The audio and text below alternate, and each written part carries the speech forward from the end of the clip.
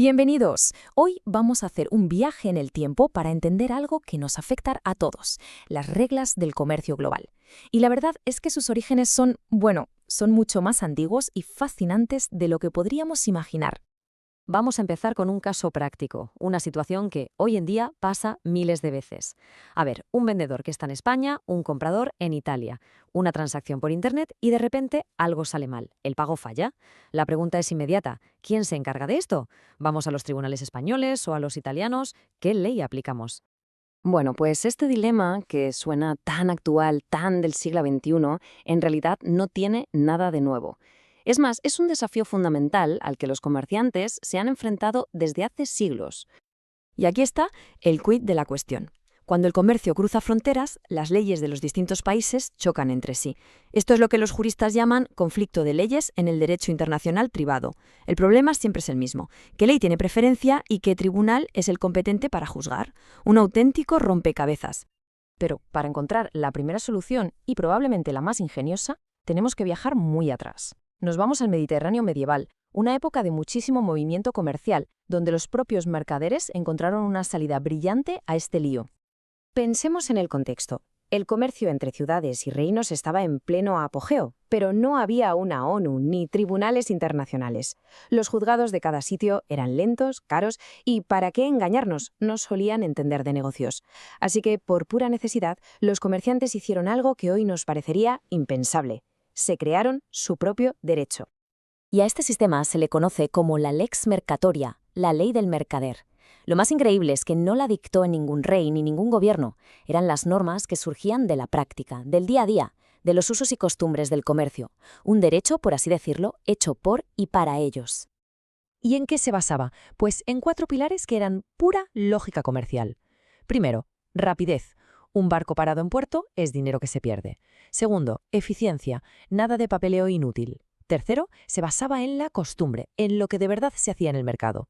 Y cuarto, el punto clave, era un juicio de pares. Quienes decidían eran otros comerciantes, gente que sabía perfectamente de lo que se estaba hablando. Muy bien, pero una cosa son las costumbres y otra tener un sistema organizado para que se cumplan. ¿Cómo se formalizó todo esto? Pues aquí entra en juego una institución absolutamente clave. El Consulado del Mar. Podríamos verlo como un tribunal de comercio de la época. Pero la genialidad estaba en quiénes eran los jueces. No eran juristas de carrera, ¿no? Eran un prior y varios cónsules elegidos entre los comerciantes más respetados de la ciudad. Juzgaban aplicando esa lex mercatoria que ellos conocían mejor que nadie. Y claro, un modelo que funcionaba tan bien se extendió como la pólvora. Fijaos en las fechas. Empezó en Italia allá por el 1063 y poco a poco fue saltando a los grandes puertos comerciales del Mediterráneo: Valencia, Mallorca, Barcelona, incluso a ciudades de interior como Burgos, que era clave para el comercio de la lana. Es que, además, no eran solo tribunales, hacían de todo. Eran el auténtico motor del comercio. Resolvían disputas, sí, pero también organizaban la defensa de las rutas contra los piratas, financiaban mejoras en los puertos y, muy importante, iban poniendo por escrito todas esas costumbres. Y ojo, aquí un detalle importante para no confundirnos. Una cosa era el Consulado del Mar, la institución, el tribunal, y otra muy distinta era el libro del Consulado del Mar. Este libro fue la gran recopilación de todas esas normas y sentencias. Se convirtió, básicamente, en el código de derecho marítimo más importante de todo el Mediterráneo durante siglos. Pero la historia sigue, claro. Y con la llegada de los grandes estados-nación, de las monarquías absolutistas, este sistema de los mercaderes, tan autónomo y transnacional, empezó a cambiar. Los nuevos estados se dieron cuenta del poder y del dinero que movía el comercio y quisieron controlarlo. Así que empezaron un proceso de nacionalización de esa ley del mercader. Es decir, la absorbieron, la metieron en sus propios códigos legales y la pusieron bajo el control de sus tribunales. La consecuencia directa, como se puede imaginar, fue que la autonomía de los comerciantes se redujo muchísimo.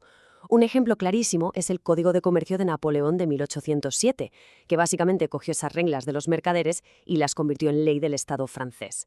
Aquí en España, por ejemplo, los decretos de nueva planta suprimieron muchos de estos consulados para centralizar el poder. Entonces, ¿qué pasó? ¿Desapareció la lex mercatoria sin más? Pues no, para nada. De hecho, su espíritu está más vivo que nunca. Y esto nos lleva de vuelta a nuestra pregunta del principio. Esos principios de rapidez, de eficiencia, de que decidan expertos, eso nunca se fue. Hoy son la base de todo el derecho mercantil. Pero si buscamos al heredero más directo, el ADN casi intacto de aquel sistema, lo encontramos en el arbitraje comercial internacional. A ver, es que si ponemos los dos sistemas, uno al lado del otro, la comparación es increíble. Antes, los jueces eran cónsules comerciantes, hoy son árbitros expertos en la materia. Antes se basaban en las costumbres del mar, hoy en las reglas que pactan las partes. Lo que se llama la nueva lex mercatoria. El objetivo es el mismo, una justicia privada, eficiente y especializada. El paralelismo es total. Y por si alguien todavía piensa que esto es solo una coincidencia, una similitud histórica, bueno, que se prepare. Porque la conexión no es una metáfora, es literal, es directa. El mismísimo Consulado del Mar de Barcelona, fundado en el siglo XIV, sigue existiendo hoy en día. Obviamente se ha adaptado y ahora funciona como una corte de arbitraje dentro de la Cámara de Comercio.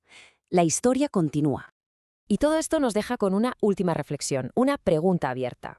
Ahora que el comercio es cada vez más digital, con contratos inteligentes, con transacciones que no entienden de fronteras físicas, ¿no estaremos viendo nacer una nueva ley de mercaderes? Una especie de lex mercatoria digital, creada otra vez por los propios usuarios para resolver sus problemas de forma rápida y global. Parece que la historia, como siempre, tiene la costumbre de rimar. Muchas gracias por la atención.